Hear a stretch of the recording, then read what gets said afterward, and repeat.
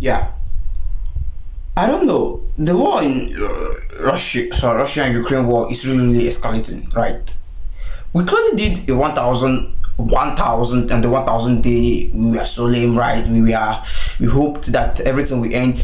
The 1,000 day of memory of commemorating the 1,000 day was clearly to hope it will stop. And Russia is testing their new weapon.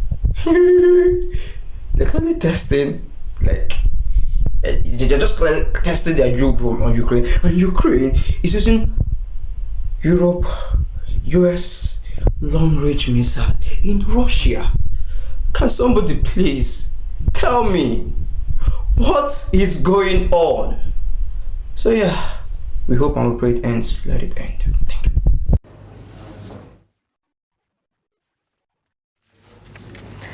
Now let's look at the war in Ukraine, which has been on for 33 months now. But it is just entering its most dangerous phase, with major escalations from both sides recently. Ukraine has started firing Western weapons into Russian territory. It has fired American and British long-range missiles at Russia. In response, Moscow tested out a new weapon, a hypersonic ballistic missile called the Oreshnik. Russia says it is the first of its kind in the world, and there is no defense against it. This has sent alarm bells ringing. Ukraine is in a panic, which is to be expected, but its Western allies are afraid too, especially Germany. So much so that Germany has begun drawing up a list of bunkers. It seems Germany believes Russia. It really thinks that there is no defense against the Oreshnik. So if they can't defend themselves, they should at least be able to hide. Germany already has close to 600 bunkers. These are remnants of the Second World War and the Cold War. They currently have the capacity to shelter about 500,000 people. That's far from enough. Germany's total population is close to 84 million. So if they really want to rely on bunkers, they'll have to build a lot more. In the past, Germany had about 2,000 bunkers. So now it wants to reach and probably surpass that level. And they want to do it quick. They're looking at converting underground train stations and car parks into bunkers, similar to what Ukraine did when the war began. But that's not all. Germany is planning to convert some public and private properties as well. This was announced by their Interior Ministry yesterday.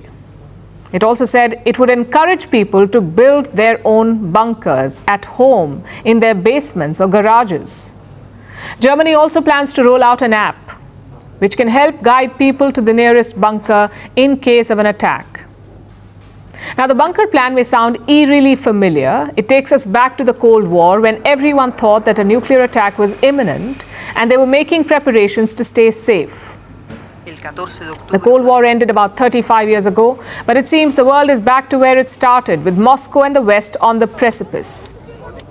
The Western military alliance NATO is considering its options. NATO is at a critical juncture trying to figure out what to do about the new Russian missile. Ukraine wants better air defenses. It hopes to shoot down the Oreshnik missiles. So as usual, it wants the West to provide the equipment. But at this point, it's a tough ask. The West will have to scramble more resources together, or they may have to part with their own defenses. Both are a problem right now.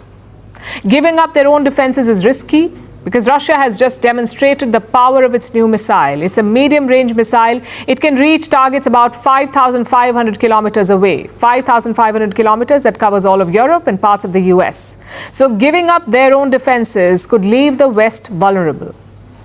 The other option is to increase military production and send new equipment to Ukraine.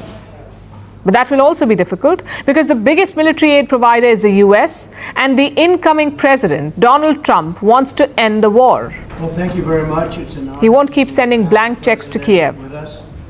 And without the Americans, NATO can't really arm Ukraine effectively, not at present anyway. The Europeans are planning to expand their indigenous defense industries. They're planning to become more self-sufficient, less dependent on the US. But all of this will take time. Time that Ukraine does not have. There is no quick fix for Ukraine's problems and no shortcut to counter Russia's new missile. So by the looks of it, NATO can't do much. Except prepare bunkers.